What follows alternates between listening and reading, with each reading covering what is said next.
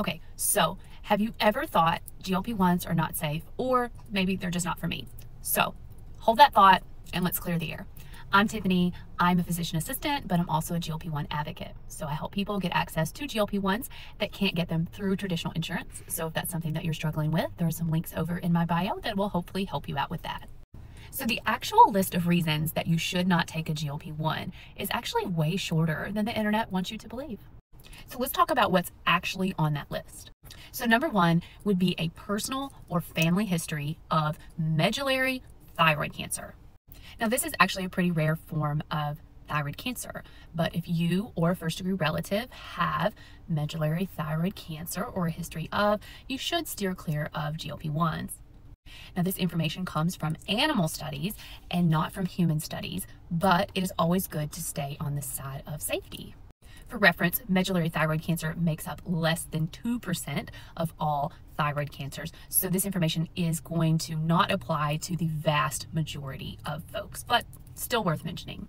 This is also a good time to make the note that no other thyroid issue is an absolute reason that you cannot try a GLP-1 medication. So just having thyroid problems in general does not mean that you can't try a GLP-1. Next up, if you have recurrent pancreatitis, then you should probably not try GLP-1s, especially if the pancreatitis was unexplained or has happened multiple times. So GLP-1s can slightly increase the risk of pancreatitis in people who are already at high risk.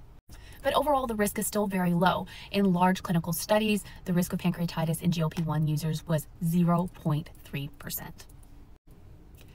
The next up would be severe gastroparesis. Now, this is a big fancy word for slow transit of your bowels. So the way GLP-1s work, they slow down the digestion. So if you already struggle in this department where you have been diagnosed with a gut motility problem, then GLP-1s may not be for you. Now, that being said, a lot of people who have occasional constipation or mild bloating do fine on GLP-1s. It's very manageable. So this is not a hard no, but just know that if you already have severe issues, then you probably should steer clear. And the last reason that you shouldn't try GLP-1 is if you know that you're allergic to the medication. So just like any other med, if you know you're allergic to the medicine or one of its components, then you should not try it. And that's it. That's the whole list of reasons that you should not try GLP-1s. So notice the things missing from this list were anything to do with age, anything to do with kidneys, liver, cardiovascular health, being diabetic or not, or anything like that. So I think there's a lot of misinformation out on the internet, and people get confused about the safety and whether or not GLP-1s are right for them. There's also no exclusions for people that have autoimmune diseases, high blood pressure, or lots of other issues that were not mentioned here.